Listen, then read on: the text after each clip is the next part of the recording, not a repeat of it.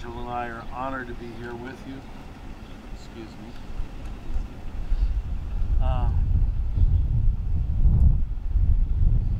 Let me just dive right into what we came for. You know, there's wordy religion, at least for those of us from the Christian tradition. That's most of what we were given. And words, as beautiful and good and necessary as they are by necessity dualistic, to distinguish this from that. And that gives us civil conversation, rational conversation. It allows us to talk to one another with some agreed upon rules. This way, sorry. But in fact, the really big things that we live and die for, the great issues, really can't be dealt with that way. I speak of those as love, and death, and suffering, and any honest notion of God or any notion of eternity or infinity.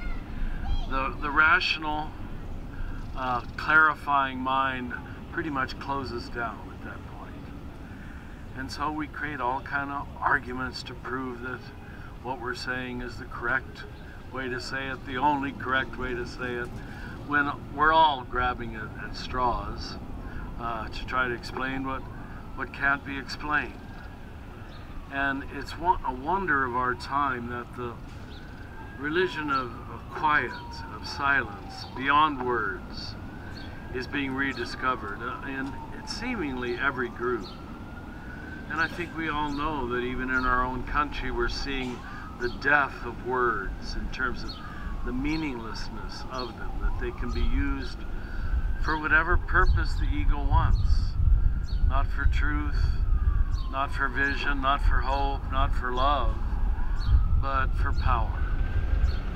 And so what we're doing in any notion of quiet prayer is frankly, really giving up power. It's the great equalizer. There's a little noise to show us what we don't need to be, see?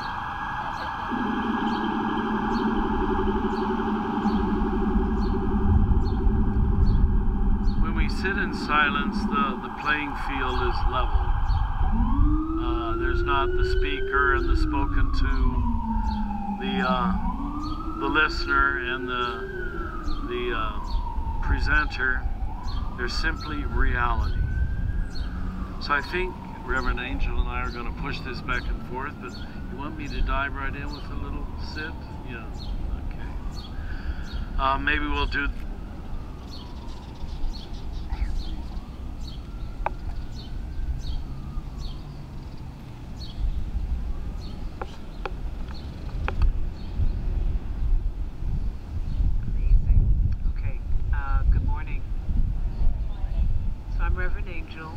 I would like to, before we begin to sit,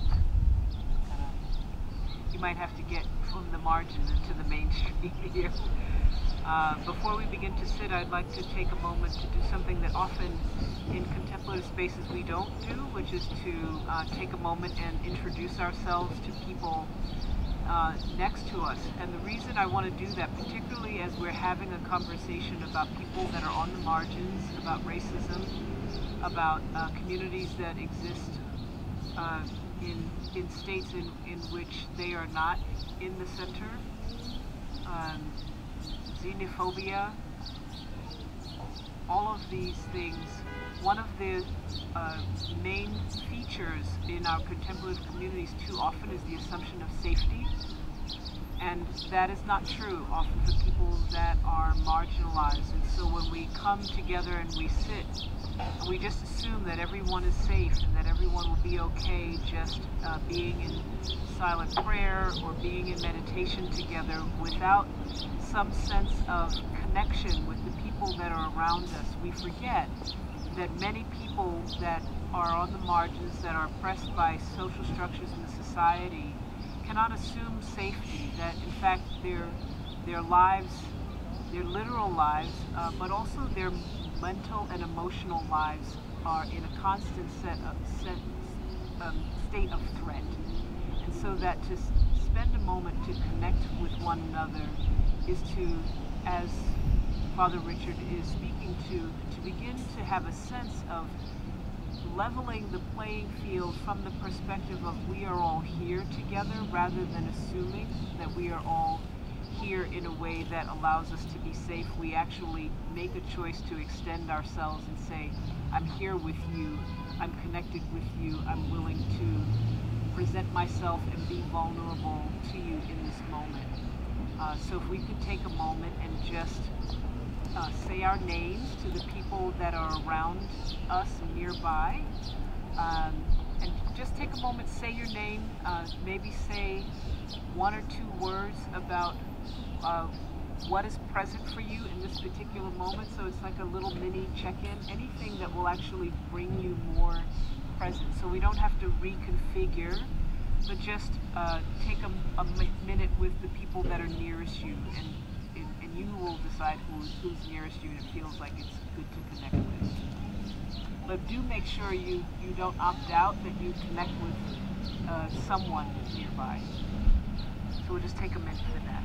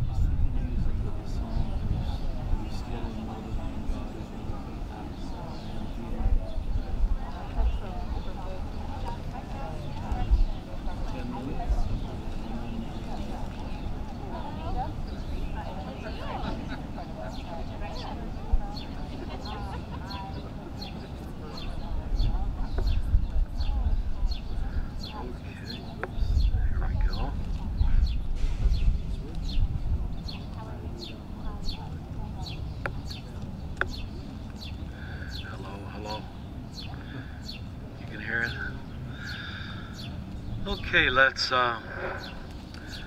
lead into our first 10 minutes by a psalm verse that many of us use. You're probably familiar.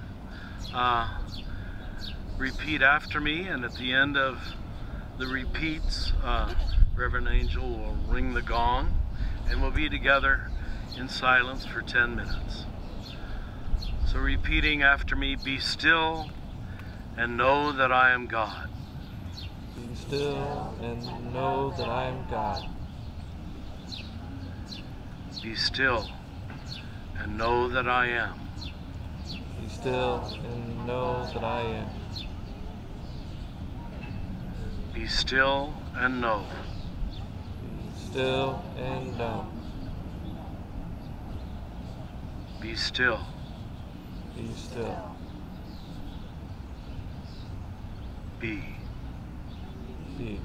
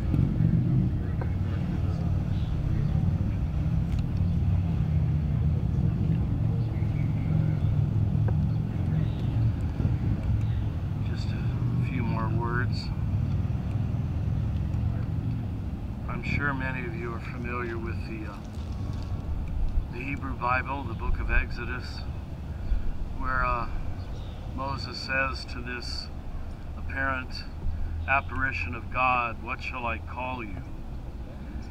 And it's been translated in many ways, but as good as any is, "I am who I am," which is really not to give us any handle on the divine, to keep us humble about our ability to speak about divine things. A few years ago I was at a conference in Santa Fe, near where I live, and a Jewish rabbi was speaking, and he said, "You Christians, you always heard the commandment, do not take the name of the Lord thy God in vain, as an admonition not to say God damn you or something like that." And of course that isn't a very nice thing to say. I hope we don't say that, but he said that's not the meaning. In fact, it isn't even close. He said the sacred name, which might be pronounced as Yahweh, and still good Jewish people, maybe some of you, do not ever pronounce that word. He said it really can't be pronounced. It can only be breathed. And he says more and more of us are convinced that in fact the sacred name is an attempt to replicate the sound of inhalation and exhalation.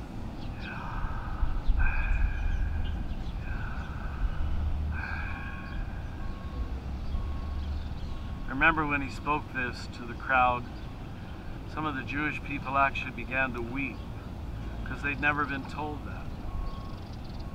Then a few years later I was at the Fetzer Institute in Michigan and told this to a whole group of contemplative teachers. I saw a Sufi teacher across the room nod with great excitement. When I finished, he came running across the circle and he said, "Richard, do you know the Arabic name for God?" I said, "Allah?" He said, "Yes." He said, "Do you know literally what that means?" And I said, "No, I'm sorry, I guess I don't." And he said, when you use two L's, it is to emphasize, as if it was an exclamation point. And then he looked me straight in the eyes, and he said, the Arabic name for God is the very Ha. A-L-L''H. And he said, I don't think even a lot of my fellow Muslims know that that's our sacred name. And as if that isn't enough, I was telling this story at a huge conference I was speaking at in Hawaii. And as I told it, many of the native Hawaiian people got very excited. And they came running up after the talk and they said, "You do know what Hawaiians call the Holy Presence?" And it's simply, Ha. Can you see these ancient native traditions that preceded our organized attempts at religion? And each in their own way, it seems to me, we're saying God is as available as the air in front of your mouth. No religion can control that. No person can explain that. And again, talk about leveling the playing field. You know, there's no Jewish, Christian, Buddhist way of breathing. We all breathe the same. There's no gay or straight, white or black way of breathing. We all breathe the same. And all we can do is be present to that breath. And realize every time we take it in, we're taking in the name of God. Even better than that, the first word you ever spoke when you came out of your mother's body was the name of God. And the last word you're ever going to speak on your deathbed will be the name of God. The divine, however you understand the divine, is that available. All we can do is be grateful.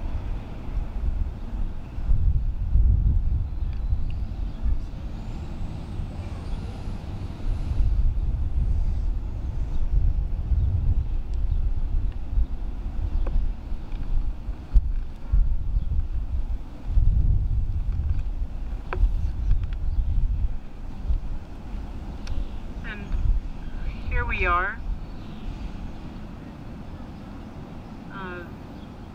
bringing ourselves together to sit and to be in contemplation as contemplatives, as an action. And for many of us, there arises the question when we enter into these times in which action is called for and our place as contemplatives becomes a little tricky. Like, how do we do that? How do we bring that together? So as Father Richard was speaking, and I was thinking, yes, absolutely true. We all breathe the same. We all breathe the same. There's no black way to breathe. There's no white way. There's no trans way. There's no Muslim way. And yet we are not entitled to breathe that air in the same way. We don't have access to clean air in the same way. Racism, xenophobia, Islamophobia, transphobia, queerphobia, Christian centricity, patriarchy, white supremacy would have our entitlement, our fundamental entitlement as the human beings that we are, cut off based on that list of identities, the ways that our bodies present, what color we are, what religion we choose, what name we call our divine. And this is how we bring our contemplation and our contemplative practice and our action together. That we recognize the fundamental truth of our sameness, of our oneness, of our mutuality, and simultaneously acknowledge the way in which that truth is assailed by the limitation of our vision, by the limitation of our social structures, by the limitation of the norms that would decide above and beyond that profound truth of the divine that we all have access to. That our structures, that our limited ideas, that our greed, that our hatred, that our wrong knowing would somehow limit that which all of us are entitled to in the most fundamental way. That we would have the right to water, clean water, in the same way that we have the right to breathe. That we would have access to love who we want to love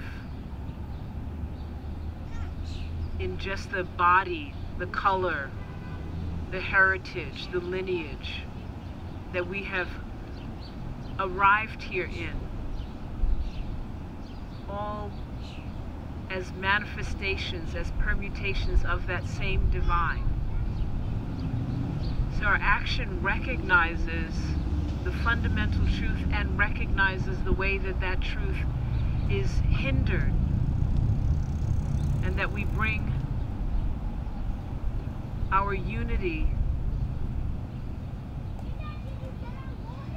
to create space for our diversity. That we speak into our unity to allow for the truth of how it expresses itself in its diversity. That those are not two, that they are one. That we don't use the truth of how we do all breathe the same to deny our acknowledgement, our willingness to see and to confront the way in which we would be divided that we don't use the truth of our unity, of our sameness, of our collective entitlement, our collective expression of the divine,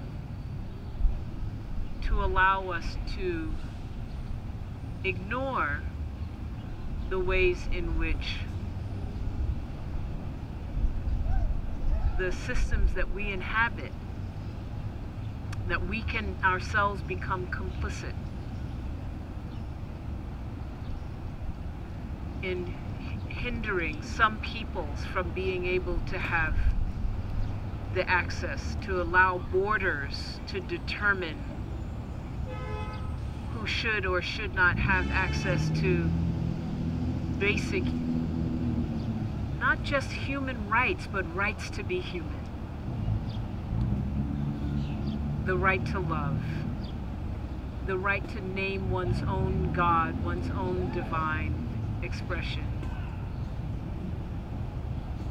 the right to walk the street in safety, to sit in contemplation with an assumption of safety.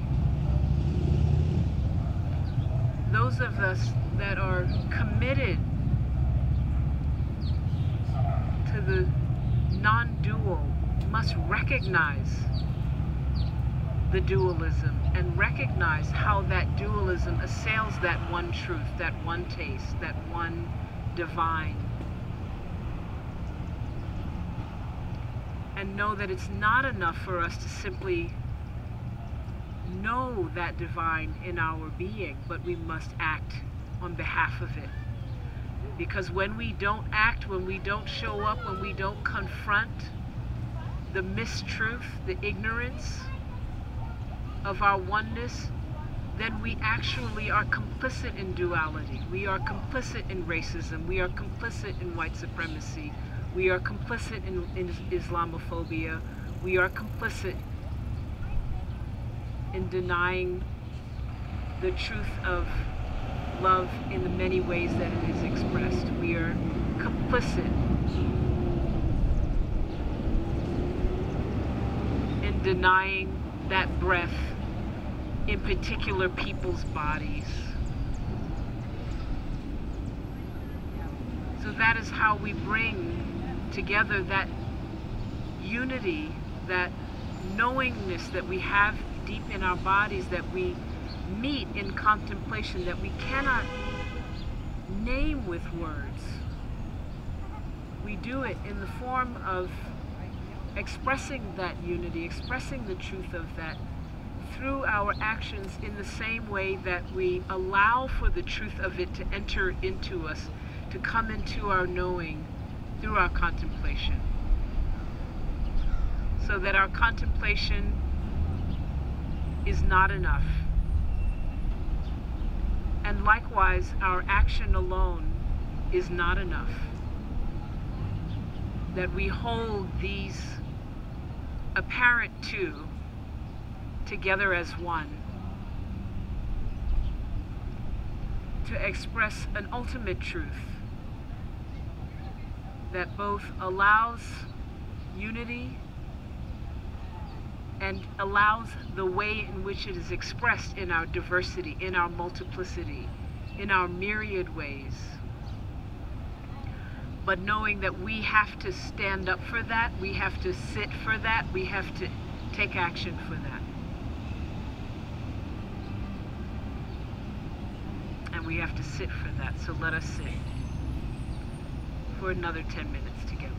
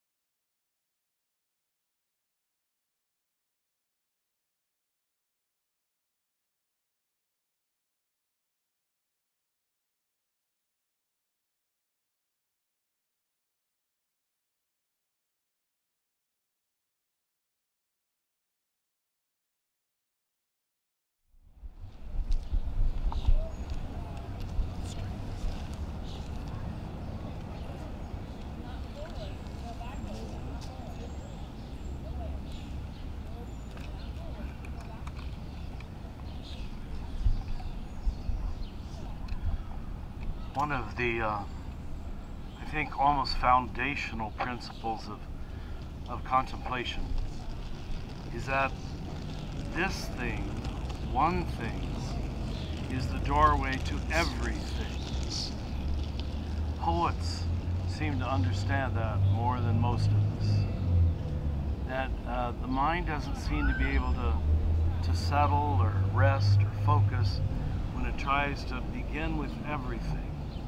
It becomes conceptual or ideological. And that's always a danger in any of our work. But to begin with this person, in all of its specificity, in all of its ordinariness. I was watching, maybe as some of you were, little beetles and ants crawling around, so vulnerable, so helpless, so available for me or any of us to step on. That's the way you enter into the universal. Walter Brueggemann, who's here this week for the Festival of Homiletics, he calls it the scandal of the particular. The scandal of the particular. That the particular is always ordinary, not to be noticed, not to be taken seriously. I think Stalin is even supposed to have said, you know, to kill thousands is a statistic, but to kill one is a tragedy. There's somehow the encounter with one is what leads us to conversion, to transformation, to awareness, or to presence. So I hope our little time together has brought you into the field of oneness. Not just the oneness that connects everything, but the specificity of one moment, one place. Who are we, this little group, in this one city on this huge planet? And yet, that's the doorway.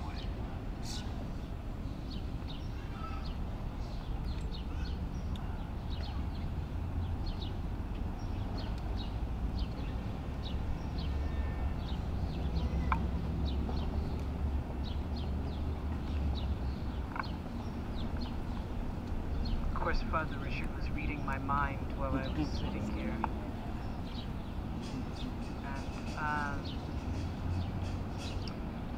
And I was thinking about the idea of why it is, how it is, I want to say more, that people come, how it is that people come to contemplation.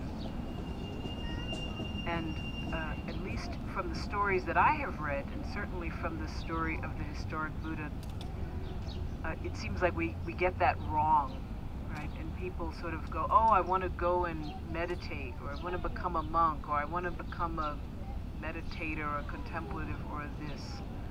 But it seems to me that most people that engage contemplation do it as a result of the confrontation with the injustice of the world. That the confrontation with injustice is the motivation for contemplation. That we meet, we recognize, we see, and cannot make sense of, because how could we make sense of the injustice that we confront, that we meet, that we encounter? And so we take that inability to comprehend in ideological terms. We're choosing to not try to comprehend the incredibly confusing nature of how unjust we can be, how grand the scale of harm and suffering can be. And rather than choosing to try to put it inside of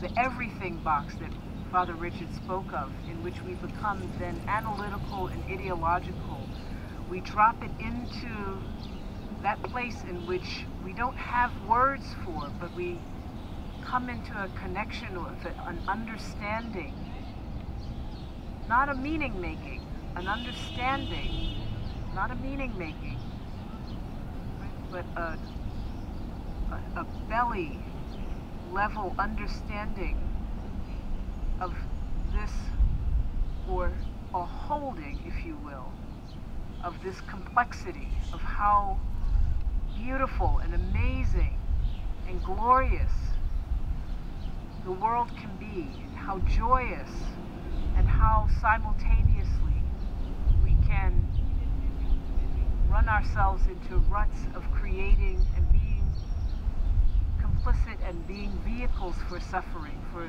more injustice.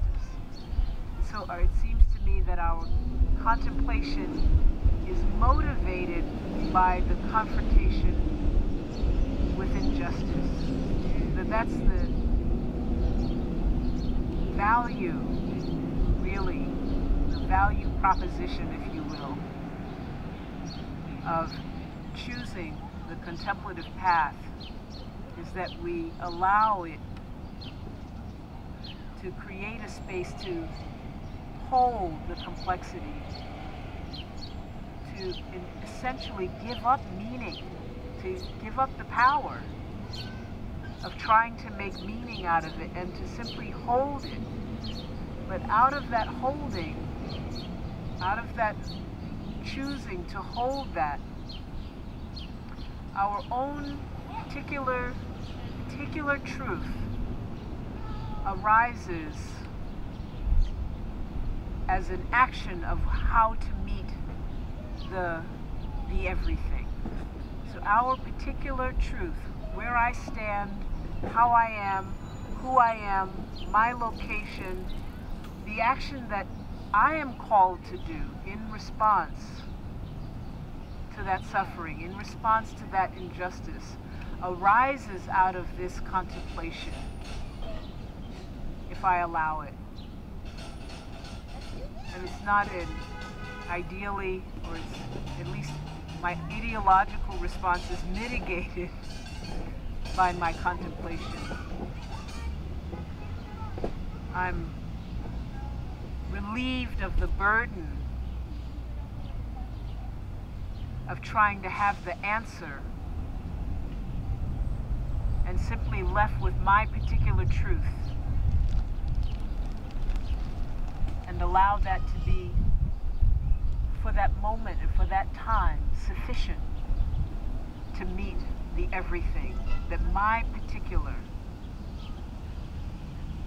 can meet with the everything, that my single, just me, just this one, can unfold into the all through that contemplation, motivated by the confrontation with suffering and injustice. May we all allow ourselves the opportunity to permit our contemplation to hold that suffering, to hold that injustice, and to be moved by it, to allow our stillness to move us, to motivate us,